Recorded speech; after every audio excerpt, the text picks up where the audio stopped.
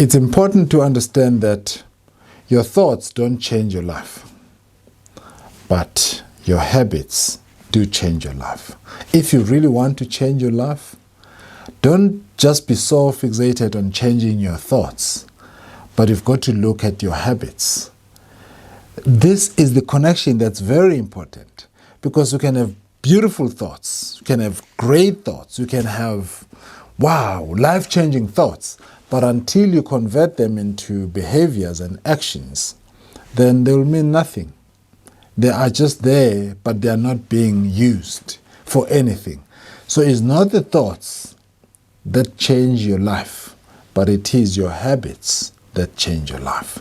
So if you want to change your life, just look at the life that you want to create and then ask yourself, what habits do I need to install that will be able to drive my life towards achieving this kind of output that I really want? And until you do that, then you'll just work so hard. Like people say, if you want to change your life, work hard. But in this case, working hard does not really help us change our lives. It's working hard on the right things, not just working hard.